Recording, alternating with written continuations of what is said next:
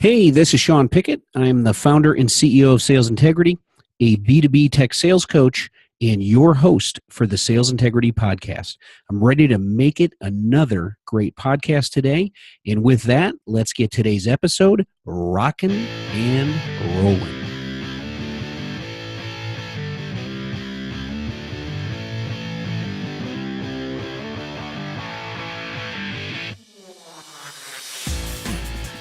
Welcome back to the Sales Integrity Podcast. Now let's chat with today's guest, JV Crum III. JV, are you ready to share some wisdom with Sales Integrity? I am fired up, and I'm actually totally excited. You were just on my podcast. Now I'm on yours, and I love everything that you're doing. I used to train for Tony Robbins in sales, so I love the whole sales world, and I like to see people get ahead. So I'm excited to be here. Great. Well, really excited to have you here. We have a very interesting topic that'll be relevant for our audience on topic of mindset and high performance. But before we jump into that, let me do a brief intro and then allow you to kind of expound upon that. So for our audience, JV is the host of a very popular podcast called Conscious Millionaire. It's so popular that Inc. magazine named it one of the top 13 business podcasts of all of 2017. So I know my audience likes to listen to podcasts. They like when I recommend, podcasts that I listen to. I'm an avid listener now, JV, now that you and I found each other. And it's a great podcast. So for all of our audience out there, go subscribe to JV's podcast, Conscious Millionaire. He's also an author of the best-selling book by the same name of Conscious Millionaire. So we're seeing a theme here, conscious. We are. And JV, most importantly, is a high-performance coach who really helps his customers. And we're going to talk a little bit more about that. So JV, as my audience knows, I believe that nobody can introduce themselves better than themselves. So I'm going to allow you to expound upon what I just said and fill in the blanks there and help our audience understand who you are and who you work with. Well, I'd say first and foremost, I'm an adventurer. I'm a guy out on an adventure. I love life. I live from a deep state of authenticity, and one of my favorite words is journey. I believe that the journey of our life unfolds before us if we simply take the steps that feel right to us. And it's from those kind of places that we actually create high performance. My background is pretty varied. I have graduate degrees in 3 areas, and I was originally pre-med, which is helpful considering I had a heart attack 4 weeks ago, and I've had to assemble a team, which is actually pretty exciting. As I'm telling people, I think I'm going to be healthier in a year than I was 20 years ago. I live in Denver, love to camp, love to go to the Rocky Mountains, and I love life. And my biggest joy actually comes from seeing other people perform at a higher level and really achieve and contribute in the way that they feel they're on the planet to do. Great intro. And we're going to unpack that a bit as we ask you some questions and kind of get into some of the high performance side of things here. But first, I'm going to ask you the first question I ask all my guests. Obviously, as you know, I'm big into the concept of integrity. I've named my company Sales Integrity. This is the Sales Integrity Podcast. So the first question I always ask my guests are this: how do you define sales integrity and what it means to have integrity as a professional? Yeah. Well, it's a great question, and it certainly plays to Conscious Millionaire, because Conscious Millionaire is about being conscious. I don't know how you could be a conscious soul on this planet without having integrity. So to me, integrity means coming from a deep place.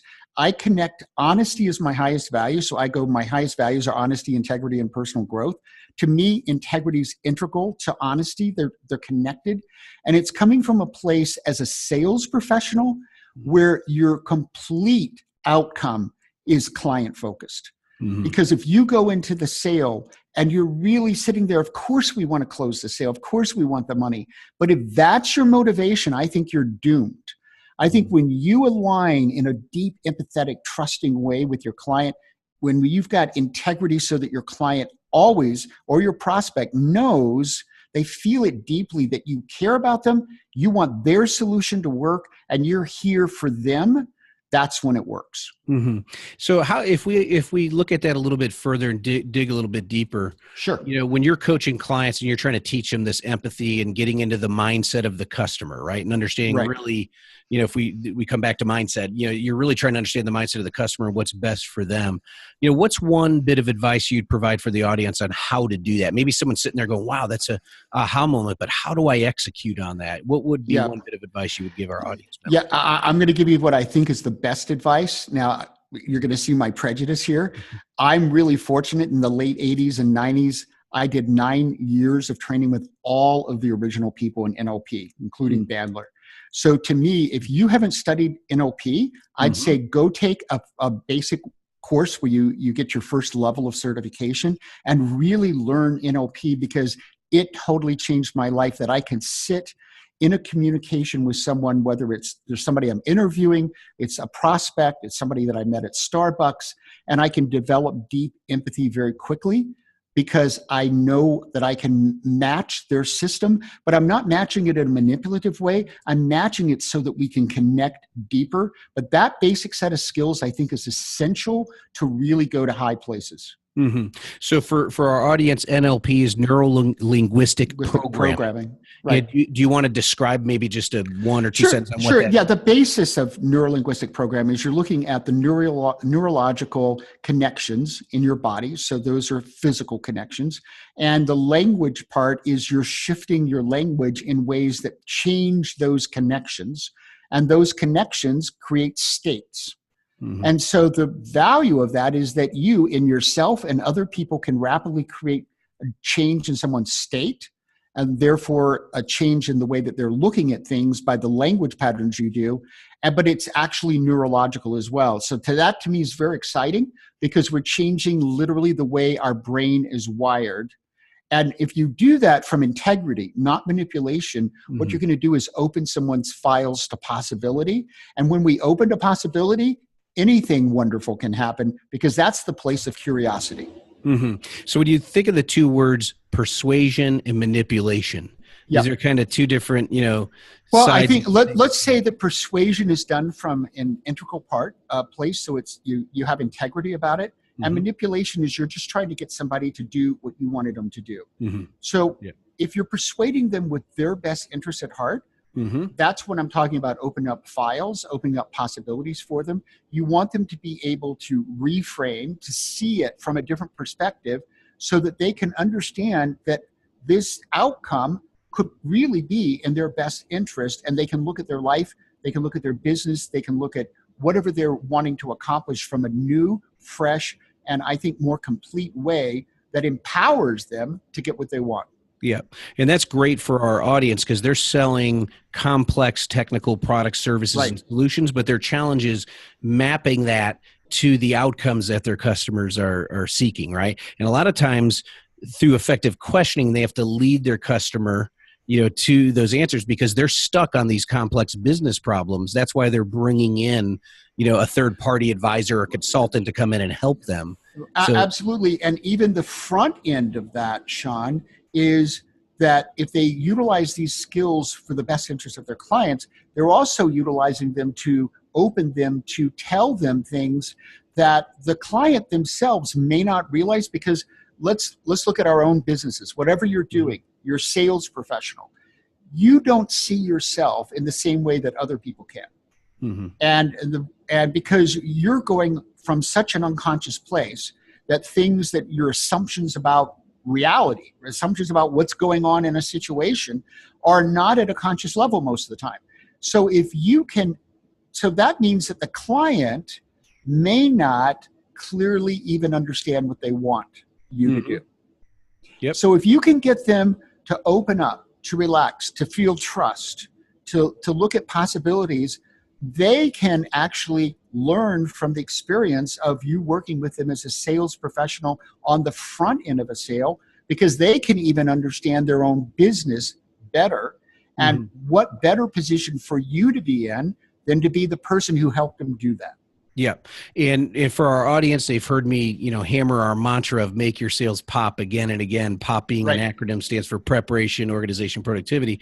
So this is the ultimate use of preparation as your Right. keystone habit that drives all your other success.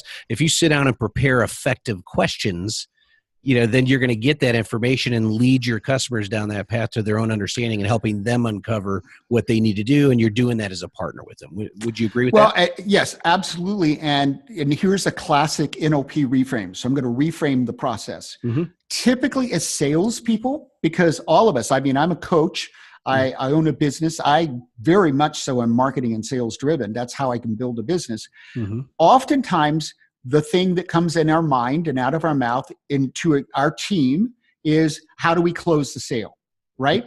Yep. How do we make the sale? But let's reframe that to, how do we create the impact? Because the truth is, impact always precedes sales. And impact is how you make money. And so many people get lost in not realizing that the real focus has to be on the impact you're making for your client. Because if you make that impact, the sale is so much easier, because they get what they want and they see that that's going to be the outcome. So It really should be, how do I make a big impact for my prospect today? Yep. So how do we create the impact? Impact always precedes sales. The Always. real focus should be on the impact. That's great. Yeah, I take absolutely. notes. I'm always learning, right? So I like to take notes to make Listen, I have a moleskin. I think I'm on my 1,250 shows. I think I'm on my 8th purple. They're all purple moleskins. I order them like 3 or 4 at a time. Yeah. And I take notes all the way through my show as well. Yep. And it's important, when I'm coaching individuals, I tell them, unless you got a photographic memory or the best memory in the world, how are you going to remember all these key points? Let's make sure we take notes. Well, and a lot of our learning, for many of us, for me, it's definitely true. I'm a visual kinesthetic person, is that writing it helps me learn it. Yep. And so it's so funny. I go to all these conferences and I have, a special moleskin. They're red, by the way. For my conference each year. And every conference I go to, I take the same moleskin so I can take all these notes.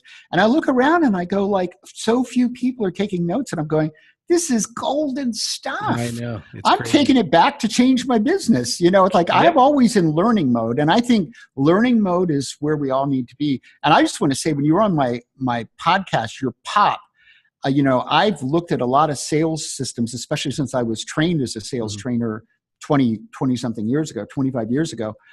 You have such a clean system. That's what I really liked, is that it's very clean. And I love lean design. That's how I look at businesses. And it's lean. It's just, this is it. This is what works. Yeah. And of course, dealing with the types of professionals in the profile, we're moving so fast. You have quotas to hit. You're expected to hit numbers in certain time frames.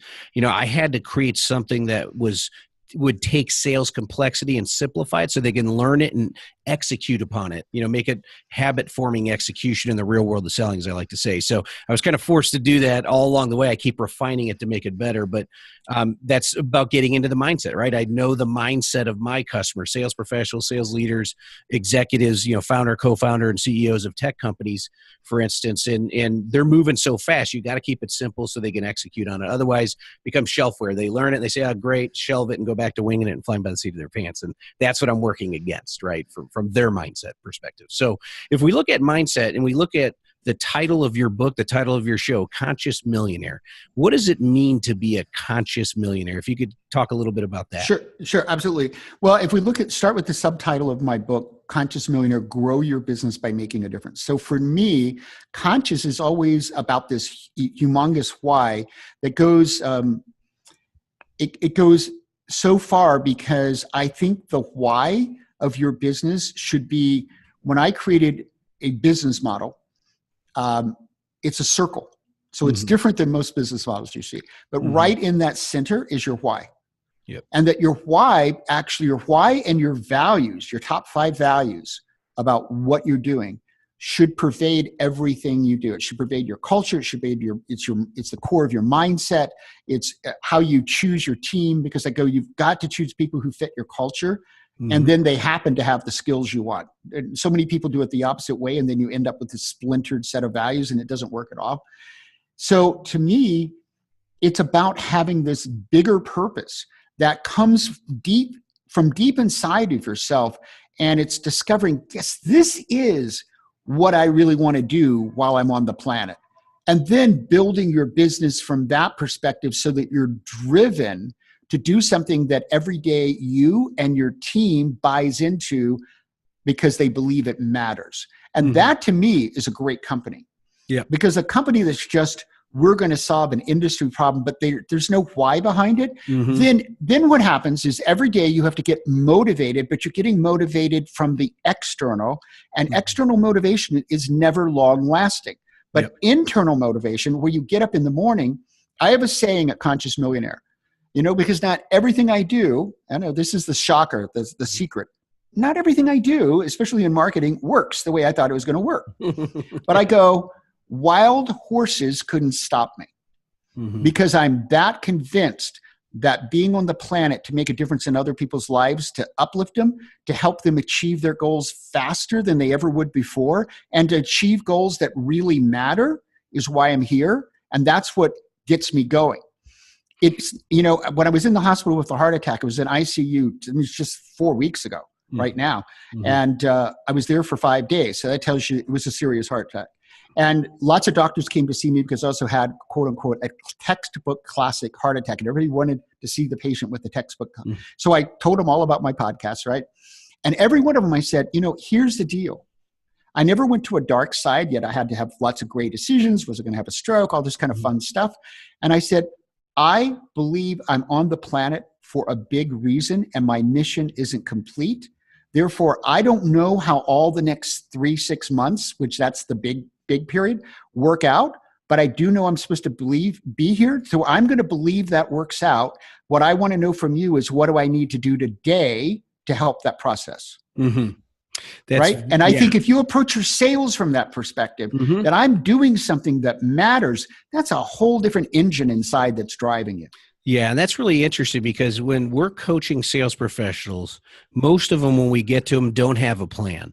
Right. If you don't have a plan, you're not really being purposeful. You're dead in the water without a plan. And so we bring a simple 3-page quarterly sales plan. We narrow the focus down to the power of 3, right? And they have 3 campaigns to execute in 3 months. But where I'm going with this is on page 1, to map directly what you just had walked through. On page 1, they have sales goals, right? But to the right of it, we have personal rewards. Right. And the reason why is because most companies, if they do make their sales team create a plan, their sales professionals, which most of them don't. But if they do, it's all about, what are you going to do for the company? Here's your quota. Here's what you're going to sell. But it's not mapped to the why, the internal. You talk about external motivation versus internal. And the why directly connects to that impact for the client that we're talking about. Exactly right. Exactly right. I have never worked with a client where their why was the mansion they wanted. Now, I'm not opposed to mansions, folks, or Bentleys, because Bentley's on my list as well. Okay.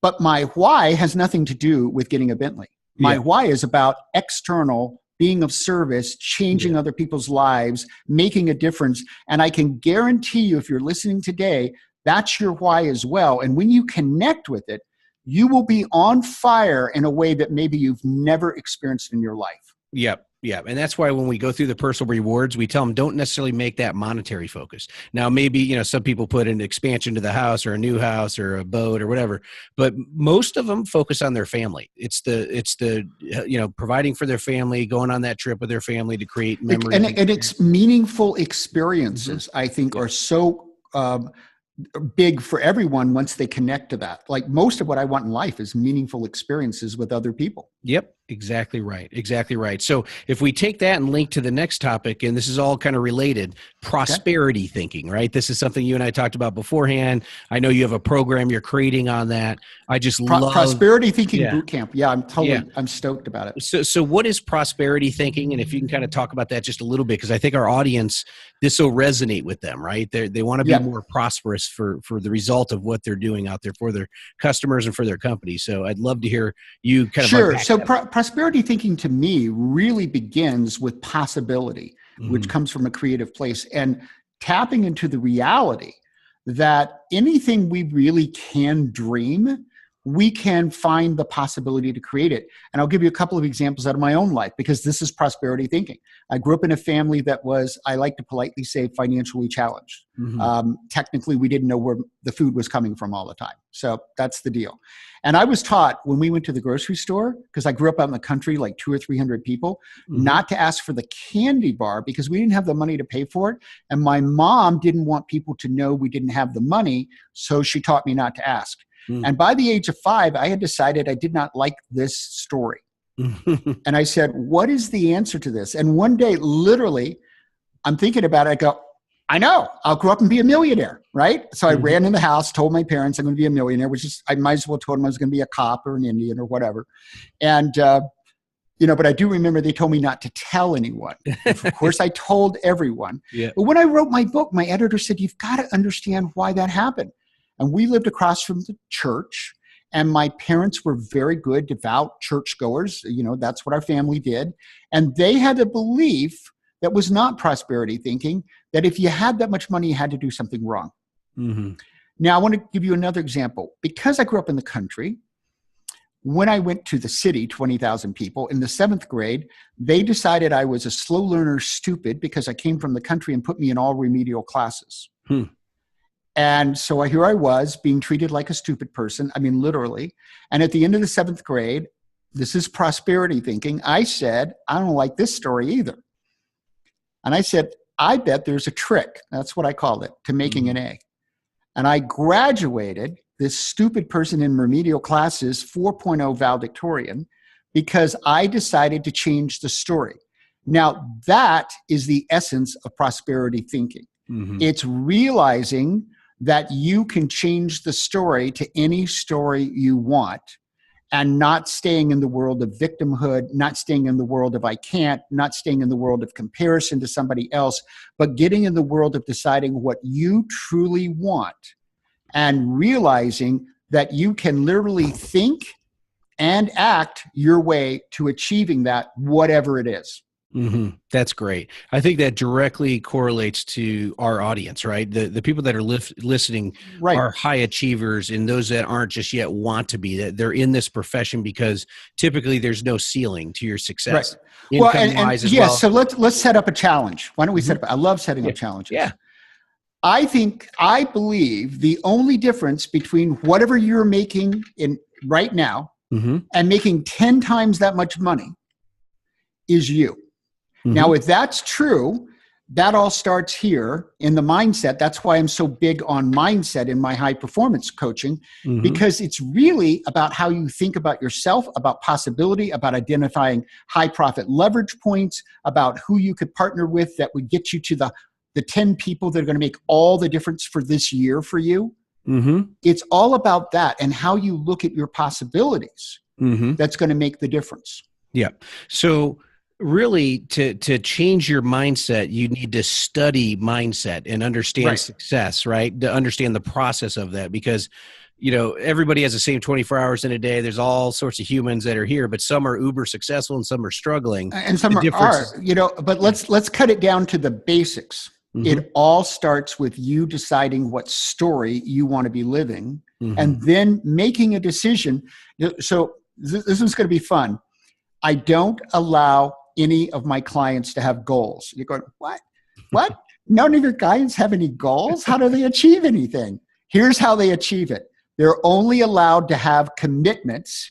And then I tell them I'll fire them if they make commitments from this session to the next and they don't do them.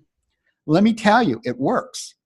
Because they're committed and they know I'm not going to keep working with them if they won't keep their commitments. Because I go, folks, you're paying me to help you get outcomes. Well, here's how you're going to get them. You're going to get committed. And then we look at anything that's standing in the way in terms of how they see themselves, their sabotage, their beliefs, their emotional states, anything that's standing in the way of keeping that commitment. Then we work on that, because that's the real issue.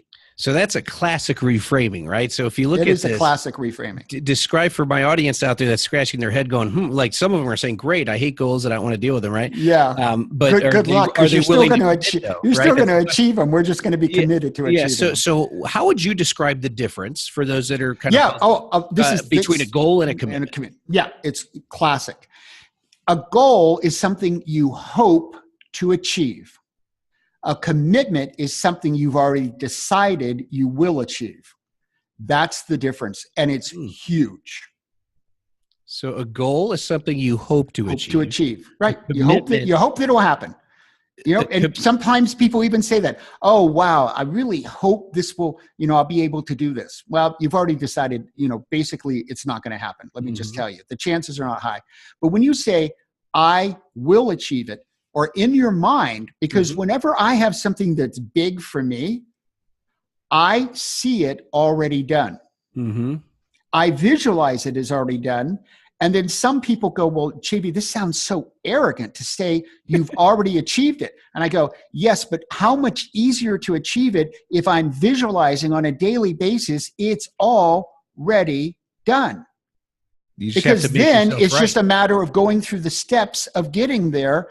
So here's what happens. When you visualize something already done, because visualization is a big piece that I use, but you visualize it already done over and over and over again. Here's what happens. When I was a little boy at 5, the first time I did this, I actually visualized myself being a millionaire. And then I kept doing it. By the time, that was 5. By the time I was 8, I was sketching floor plans for elaborate mansions. I'd never been in a mansion.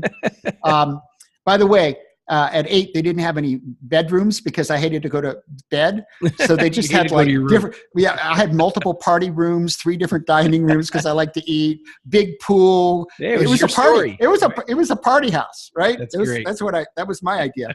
So, but when you visualize that over and over, here's what happens. You get really incongruent between what's in you as already done and what's out there. Now, I want to give you a secret to visualization. I have several, but this one's critical.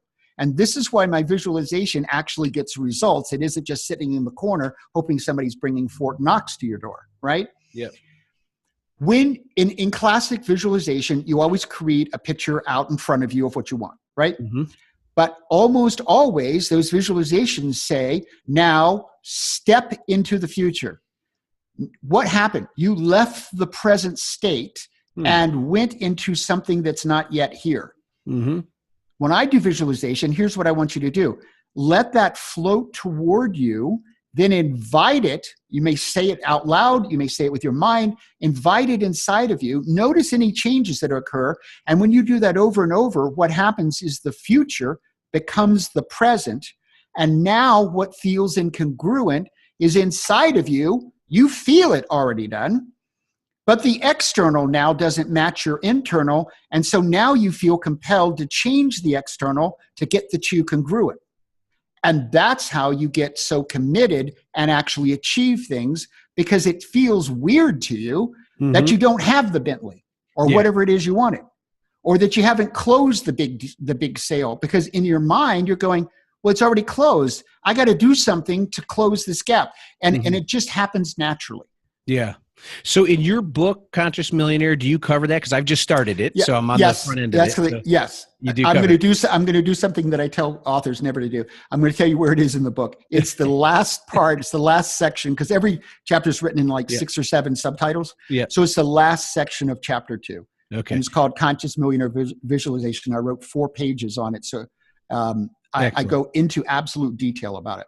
Very good. I'll jump ahead, but I promise I'll finish the rest of the book. I love books, and that's a great book. So for our audience, definitely go get that. Where can they find that book? Just Amazon? You know what? I wasn't planning to do this, and I haven't done it in a long time. I want to give it to everybody. Oh, really? Yeah. So here's how you get it. There is a little survey. It's like 5 questions. Sure. But it's consciousmillionaire.com/free book. Yes, it's a hidden page. Great. I haven't given it away. I don't remember when, months. But I'd really like people to go get it and read that last part of chapter 2. Yeah.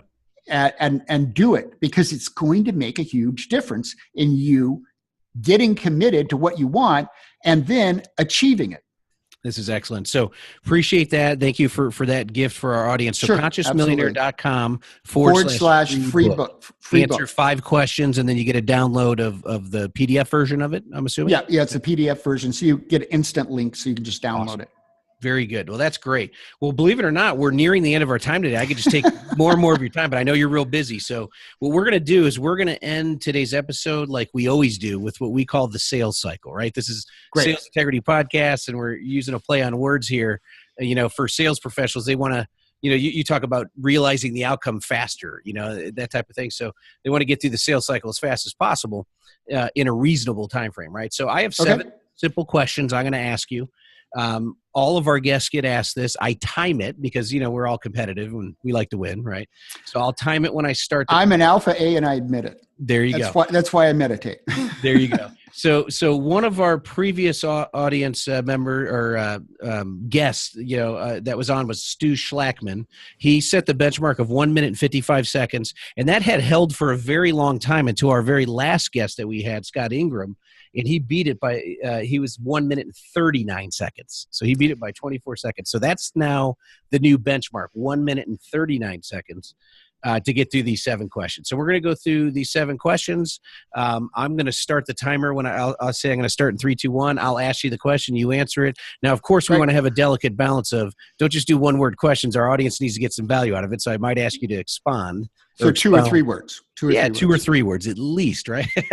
so at least provide a little bit of value for the audience, as I know you will.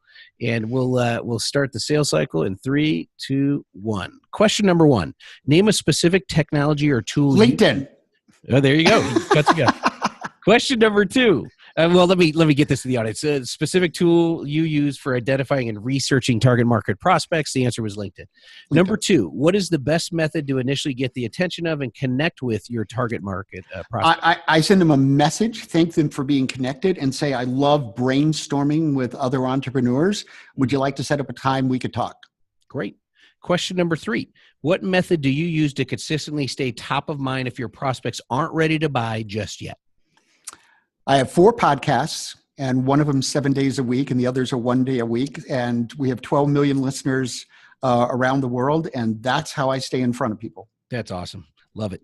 Question 4: what sales process methodology do you use to manage opportunities through your sales cycle? I'm totally old school. Right to my right, I have a file cabinet. I open it up, and I have the prospects. I have the first call. I have the second call. If they're not ready, I have the follow-up. It's all old school. I like the paper route. Okay, great. Question 5: how do you define the concept of closing a sale? Delivering so much value that it's clear to them they want the next piece. And so they're, in my case, because I'm a coach, they want the next piece because they want the outcome that we've now outlined. Mm-hmm. And I've given them enough that they want more. How do you know when it's time to close a sale for any given opportunity? It's really simple. If I don't know that they're ready to say yes, it's not time. And if I do, then I simply ask, would you like to discuss how we could work together? And that's how the close works. Great. Last question. What is your best advice for our audience to improve their closing ratios? Become a master of building deep empathy and trust. Great. All right. Congrats. You've ended the sales cycle. You closed the deal. Your time, 1 minute and 54 seconds. Oh my God. Was I not the winner? No, because you would have beat Stu by 1 second, but Scott Ingram has 1 minute and 39 seconds. So you're second place out of everyone. Well, I guess, really that means you have to have me back so I can do the game again. There you go. There you go. Well, I tell you what, JV, I really, really appreciate your time today. I know our audience is going to love this episode. We'll get lots of feedback for this. So the way we're going to end today's episode, how can people get a hold of you? Let's start with that. Like, what's the best way for people to reach you? Well, I'm a high performance coach. I work with entrepreneurs, CEOs who have had success. They typically want to build a bigger why because they might be at 10 million. They want to go to 25, they want to go to 100, whatever it is. I love the 1 to 5 net group. And they really want to go someplace they've never been before. And oftentimes they're not even clear when we start working what that is. They just have a sense that they're dissatisfied without doing more, whatever that means to them. And I help them discover that. If that's you, I'd love to have a call with you. My cell phone, it's my personal line, is 303-641-0401. So that's 303-641-0401. Just leave me a message. Say you'd love to talk about high performance coaching. I'll get back to you and we'll set up a time to talk. Great. So you've got his cell phone number now, and then also the free book is at consciousmillionaire.com/free book. Right. So you have that as well, and you'll see his website there too. And then the last thing we'll end with is, what is your number one piece of advice as it relates to mindset, that you would just leave with our audience so it's a lasting thought for them to go and apply? Well, it's going to be classic because it works. Mm-hmm. And it's the power of focus. You have got to get really clear. I believe in lean design, and that means I never have anybody with more than 3 outcomes at any time that they're focused on. Mm-hmm. You get really crystal clear about what really matters, and you need to have them in order: number 1, number 2, number 3. And then you eliminate anything that's going to stand in the way of you achieving all 3 of those. It's amazing how powerful that can be in what you achieve. Great. Well, really appreciate your time today, JV. Thanks for being a guest today. And thank you to all the sales achievers out there who took the time to listen to today's interview. I appreciate it and look forward to everyone applying many of the ideas that JV provided today. I mean, if you at least take one and apply it, that's going to move the needle for you, help you, start to really ascend up with your performance, become a high-performance sales professional, sales leader as well. So thank you so much, JV. Thanks to our audience. And now let's wrap up today's episode with a few quick reminders. Real quick, before we end today's episode, I wanted to just share a few quick reminders with you. No matter where you listen to the Sales Integrity Podcast, please subscribe to it. Just subscribe to the show so you get them automatically on a weekly basis. The more subscribers we have, the more we're found out there by other potential subscribers, so that greatly helps the show. We are now on Stitcher Radio, so in addition to Stitcher, we're on iTunes, Stitcher, and SoundCloud. And no matter where you subscribe or listen to us, please provide a 5-star rating and a quick 1 to 2 sentence review. That also helps others find the podcast. So help us grow the show. That would be great. And also, we still have our free 7-day video email course out there. You can go to mastercomplexselling.com to subscribe to that. So again, mastercomplexselling.com. It's a free 7-day video email course titled 7 Steps to Master the Game of Complex Technical Selling. So that'll do it for today. Go out there in the sales world today. Help your customers buy what they want, what they need, and what benefits them. And most importantly, go out there and make it a great day.